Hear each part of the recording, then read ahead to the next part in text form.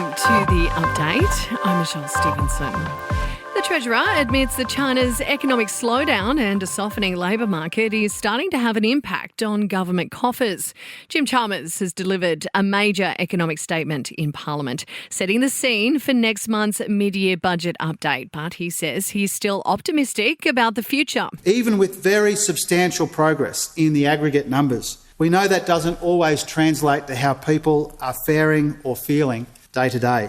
We're not pretending that it's mission accomplished, because it isn't. We're realistic about this, but we're optimistic as well. Well, Shadow Treasurer Angus Taylor has told Parliament the outlook is concerning. There is nothing soft about this landing. Nothing at all, Deputy Speaker. What we have seen from this government is a crash landing.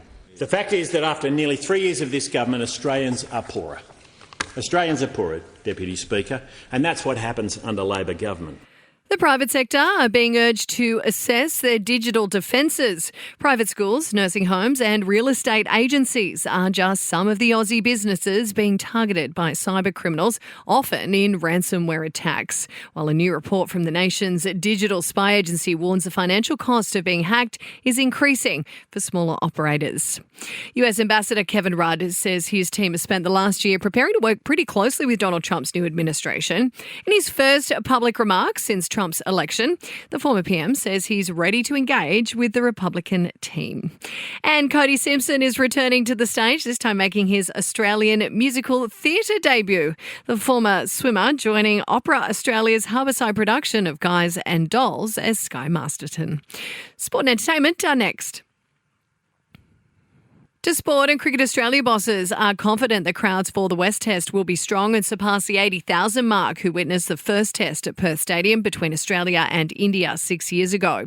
The blockbuster 5-test series begins in Perth on Friday. And the Broncos have lost their regular Friday night time slot in next year's NRL Magic Round. That honour going to their bitter Brisbane rivals, the Dolphins, who will take on the Roosters. In entertainment news now, Paris Hilton is celebrating 18 years since she claims to have pioneered the selfie trend. The socialite taking to X with the throwback shots of herself and Britney Spears, she believes officially kicked off the selfie craze.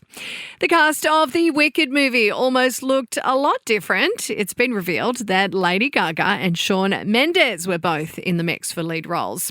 And all the stars have walked the Aria's red carpet in Sydney. Nova's own Tim Blackwell hosting Aussie Music's Night of Nights. And that's the latest from the Nova Podcast News Team. We'll have another episode of The Update for you tomorrow. I'm Michelle Stevenson.